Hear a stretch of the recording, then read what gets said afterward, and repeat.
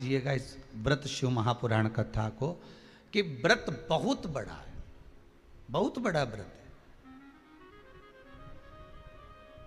तो उसको छोटा करने का भी तो तरीका शास्त्रों में कहा गया है।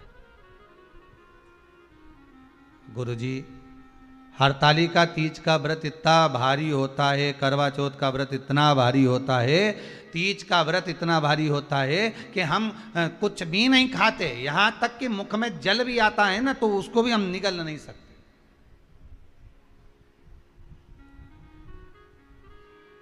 अब इतना भारी व्रत,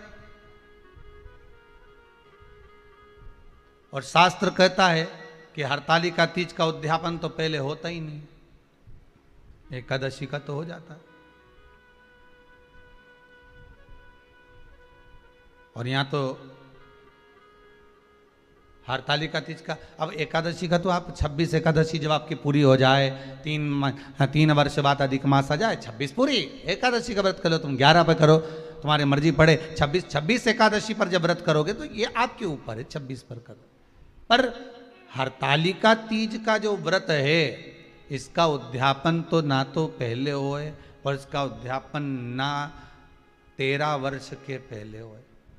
इसका उद्यापन तो जब तक कन्या हो, चाहे स्त्री हो, चाहे नारी हो, चाहे पुरुष हो, हरतालिका तीज का अगर उसको उद्यापन करना है तो 13 वर्ष तक तो आपको व्रत करना ही पड़ेगा, उसके बाद ही इसका उद्यापन होता है।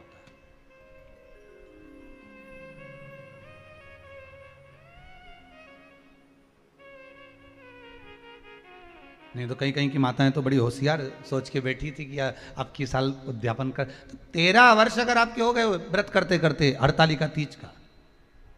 हरतालिका तीज जानते हो ना?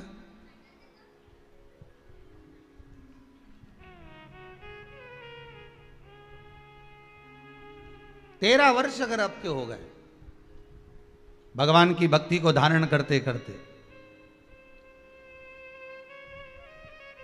13 वर्ष अगर आपके हो गए हैं भगवती स्मरण करते करते, उसके बाद में आप बड़े प्रेम से, बड़े आनंद से आप व्रत का उद्यापन करो, कोई मना नहीं। पर यदि आप उद्यापन कर रहे हो और आपका मन है कि मुझे उद्यापन करना ही है, तो 13 वर्ष तक जिस भाव से आप भगवान का व्रत कर रहे हो, साधना कर रहे हो, स्मरण कर रहे हो, उसी भाव से आप उसको करें।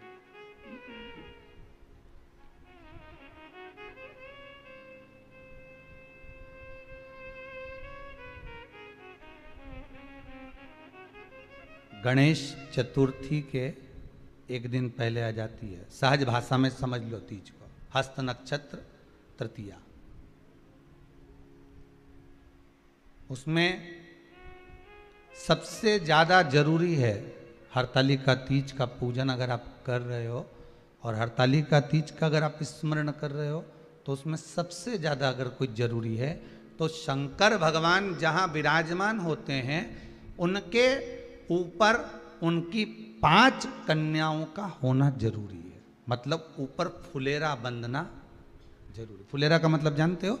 एक जैसे शंकर भगवान नीचे विराजमान है और ऊपर जो जलाधारी बनती है ना, तो जलाधारी की जगह पर शंकर भगवान की हरतालिका तीज के दिन जब नारियां पूजन करती हैं, माताएं पूजन करती हैं, कन्याएं पूजन करती हैं, तो उस पर जलाधारी की जगह फुलेरा बनता है, मतलब फूल की मालाएं उसमें लटका दी जाती है।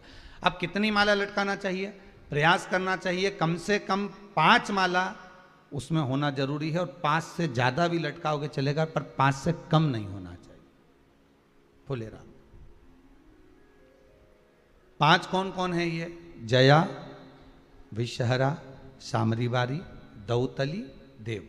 शंकर भगवान की 5 बेटी है। इससे अधिक अगर आप लटका रहे हो तो शंकर भगवान की और भी बेटियों का व्याख्यान है, मनसा है, अशोक सुंदरी है, ये शंकर भगवान की पुत्रियां। नर्मदा जी का स्मरण आ जाता है, नर्मदा है। तो ऐसा बेटियों का तो आप ज्यादा लटकाओगे चले जाएगा, पर कम नहीं।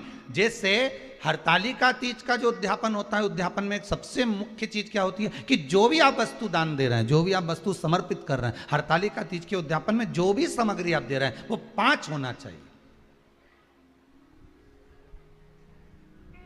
जैसे फुलेरा का वर्णन किया कि फुलेरा 5 माला से ज्यादा होगा चलेगा, पर 5 से कम नहीं, अधिकता में।